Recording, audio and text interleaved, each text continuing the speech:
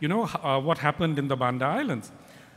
Clearly, this is a story that can't be told without reference to their tree of life, to this incredible nutmeg tree. The nutmeg tree was what sustained them. It gave them a history. It gave them life. But what can be said about the nutmeg, about the role of the nutmeg in this story? It's certainly true that the history of the archipelago cannot be narrated without reference to the tree, but it cannot be said that the tree authored or decided the fate of the Bandanese. So these questions bring us to the limits of a certain way of telling stories about the past. The empirical documentary methods of conventional historiography, the historiography that we've come to accept, which is like 19th century historiography that was born in Germany, essentially.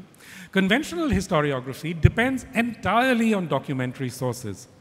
It depends upon historical records, it depends upon archives, and without those documentary sources, that history cannot be told.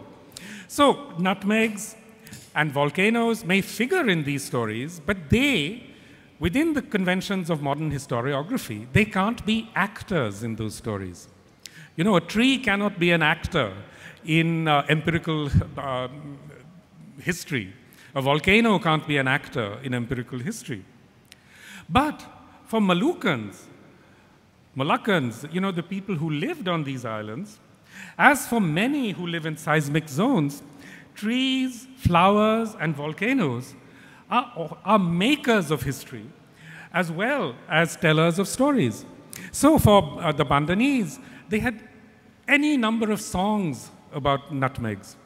They told stories about nutmegs. For them, the nutmeg was an actor in their history. And so was their volcano. They tell any number of stories about the volcano. So for the Bandanese, their landscape did not exist only to produce nutmegs. It wasn't a factory. It was a place of dwelling to which they were attached in multiple different ways.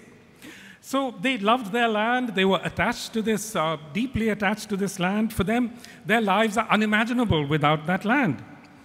But for Jan Koen and the Dutch, the trees and volcanoes of the Bandas had no meaning except as resources.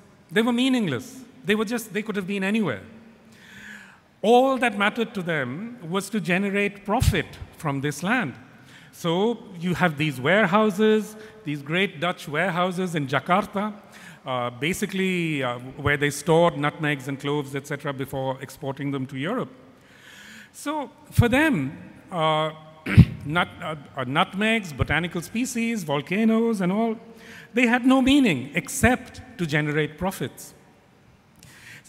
The idea that nutmegs or volcanoes could actually be actors in history, for them would have been superstition or idolatry, even worse. So, nor in the eyes of the Dutch was there any essential connection between the Bandanese and their land. As far as they were concerned, the Bandanese could be just killed and they could be replaced. They could be replaced with slaves and with white planters and so on. Actually, the story was not quite that simple. They did carve up the land. They did bring in the white planters. They did try to plant nutmeg, but they found that they couldn't. The nutmeg wouldn't grow for them. So then what they did is that they brought back a substantial number of Bandanese slaves to teach them how to grow nutmegs. Can you imagine the horror of it? First, you've had your land taken away. You've had your children, your relatives killed. You're taken away as a slave to Java. And then the Dutch discovered that they can't actually grow nutmeg trees. Because, nutmeg trees are not easy to grow. They don't grow alone. They have to grow in relationship with other trees. In the Bandas, that tree is a canary tree. And without the shelter of the larger trees, the nutmeg won't grow. But they didn't know this. So they, they had to bring the Bandanese back. I mean, in fact, it's not easy to make a factory out of the earth. You may want to turn the earth into a factory, but it doesn't happen.